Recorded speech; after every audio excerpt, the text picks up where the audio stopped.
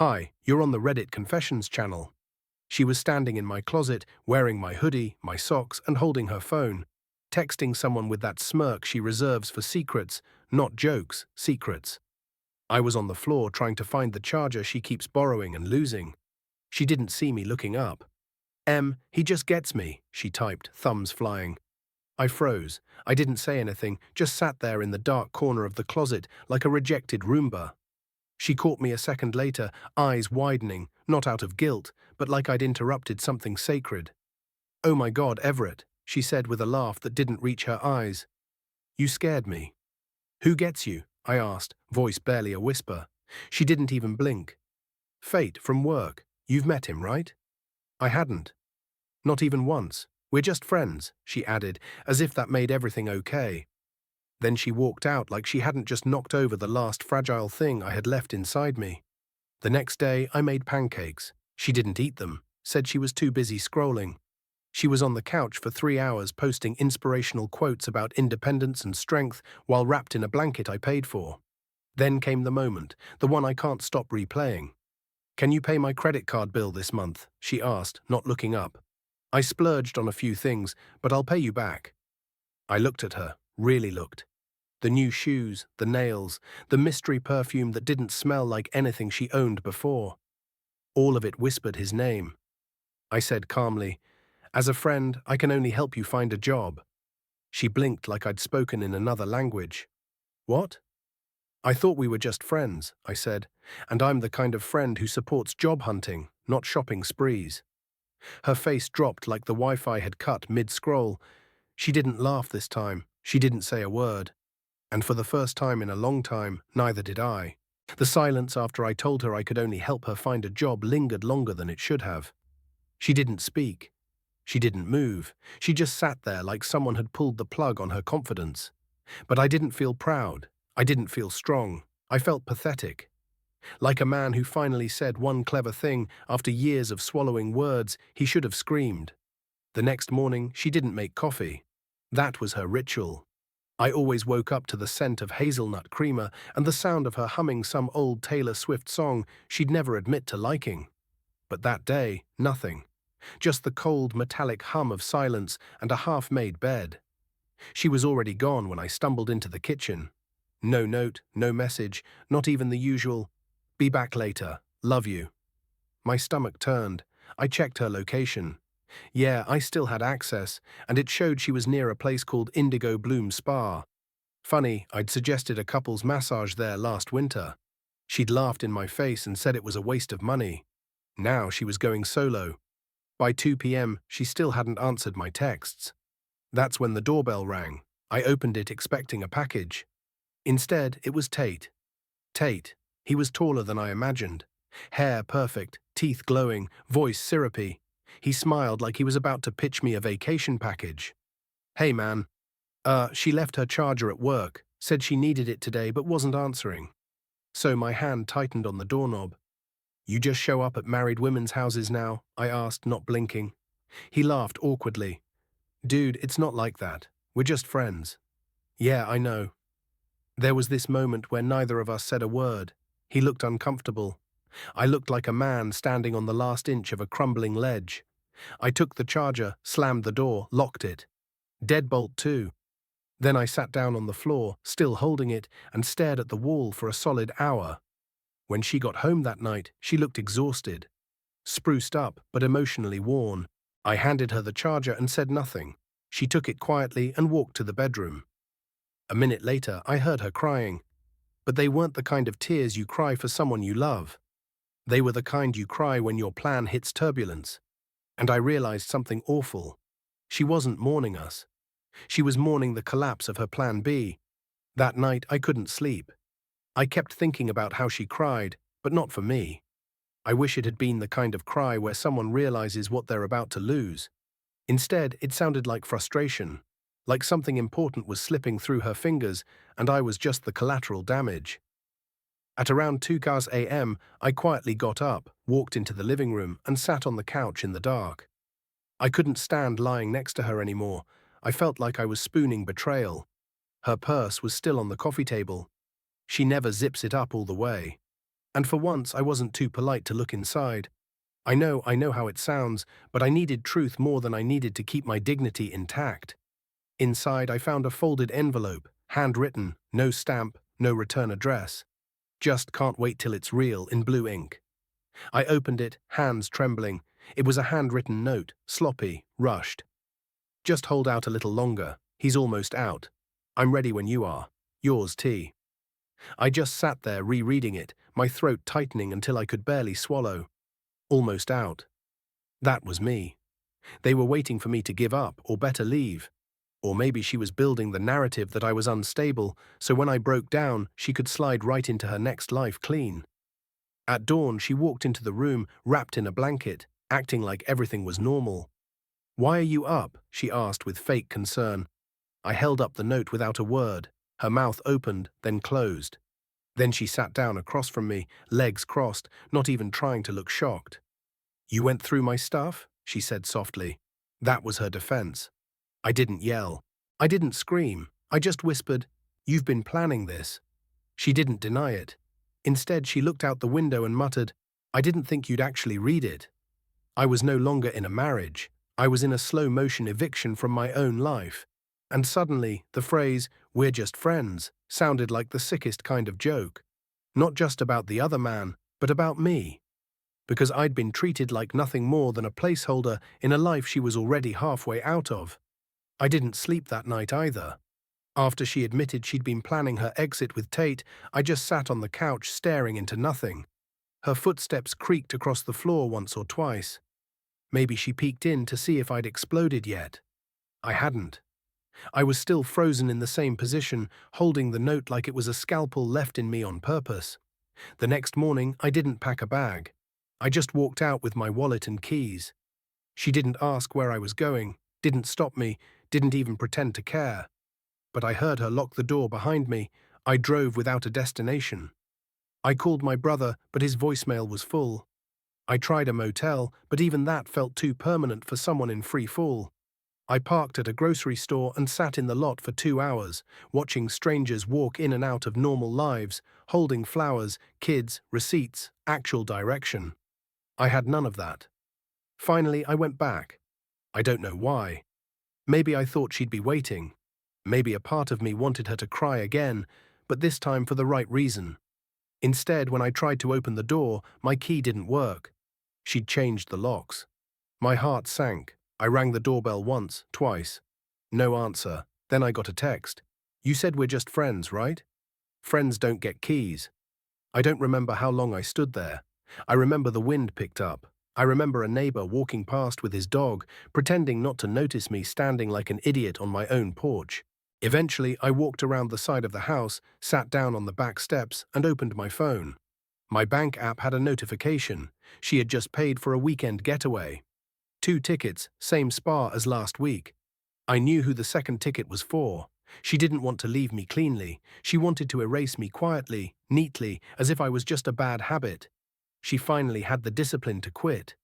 I wanted to scream, but I didn't. I just sat there, arms around my knees, realizing something much worse than betrayal.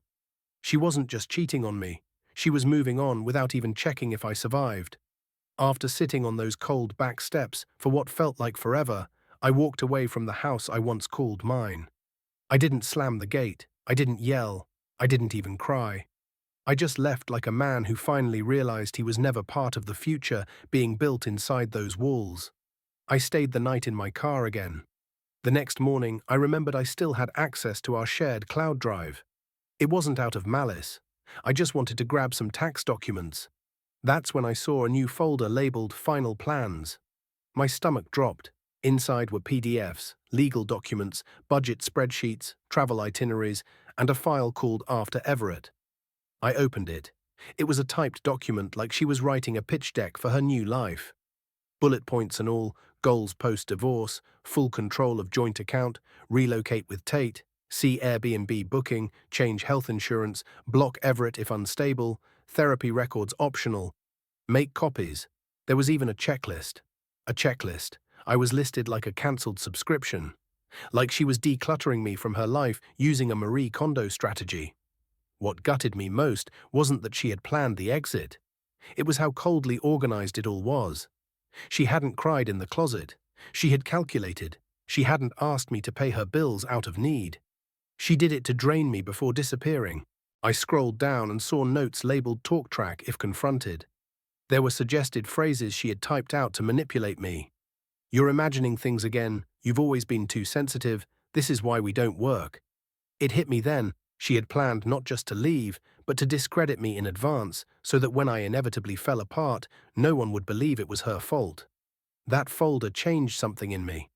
I wasn't just heartbroken. I was erased, preemptively rewritten in her story as a fragile, forgettable man. And the worst part, I had played that role for years without question. Not anymore.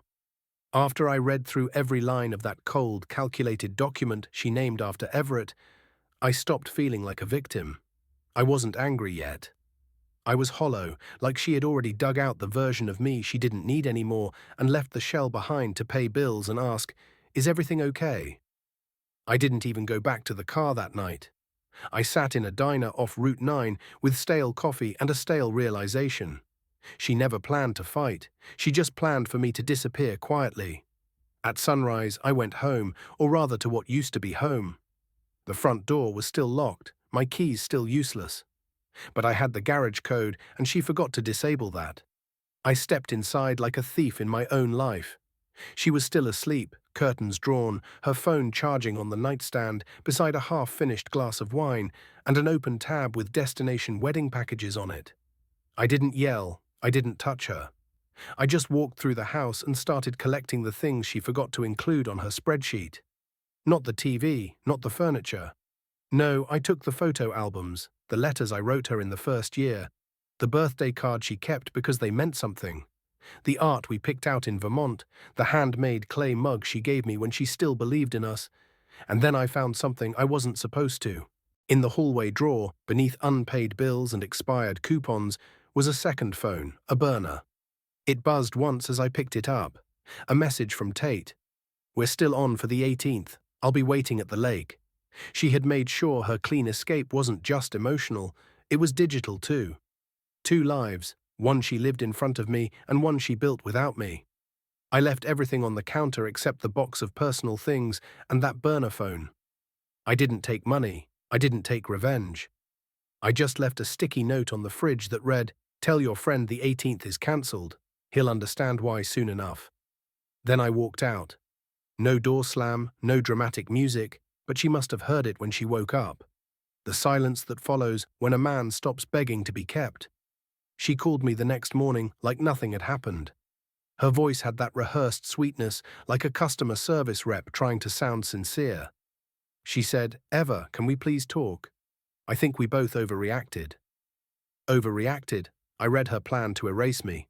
Found her second phone, saw a text from her affair partner planning a romantic weekend, and got locked out of my own house. And now she wanted to call it an overreaction, but I agreed to meet. Not because I believed her, I just needed to see how far she'd go to pretend nothing happened. We met at a neutral cafe somewhere she thought she could stay composed. She wore sunglasses indoors like she was hiding from daylight or maybe just from the truth. She sipped her latte and said, "I know things got messy, but we can figure this out as friends." That word again. I leaned forward, calm. "You locked me out. You lied for months. You wrote out how you'd spend my money after I was gone, like I was a bump in your schedule." She blinked. "You weren't supposed to find that." "Oh," I said with a bitter smile, so I ruined the surprise. Just then, the door to the cafe opened. Tate walked in. Not coincidentally, not by accident. She had invited him.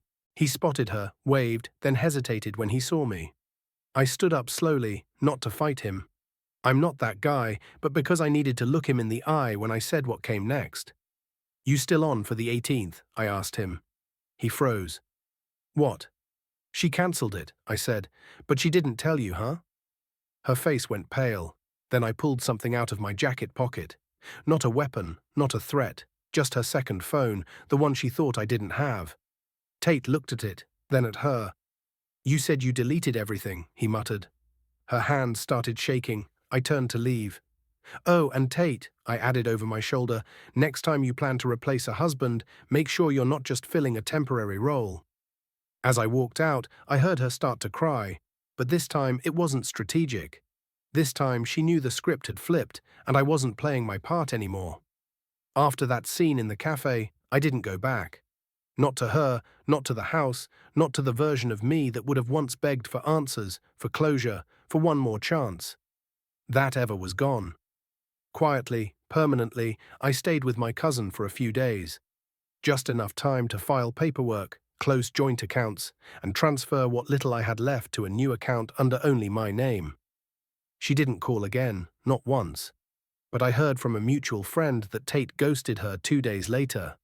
Apparently he didn't know he was just a piece of a strategy, not the prize. He was never in love with her. He was in love with how she made him feel by trashing me. I could have gone petty. I could have posted the messages, the spreadsheets, the burner phone contents. But something strange happened instead. I moved on. At first it was weird, eating dinner without waiting for her to get home, not second-guessing every purchase, not flinching every time I heard her ringtone. But then something even stranger happened. I started smiling again. One morning I went for a walk just around the block. No destination, but I noticed colors I hadn't seen in years.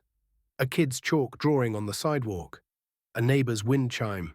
A bakery I didn't know opened. Life had been happening all around me while I was stuck being someone's silent support beam. Now I was building something for myself. I'm not saying everything's perfect, but it's real and it's mine. No spreadsheets, no fake smiles. No, we're just friends lies. Just freedom, one messy healing day at a time. So if you're sitting where I was wondering if walking away means losing, let me tell you what I found. Myself. Finally.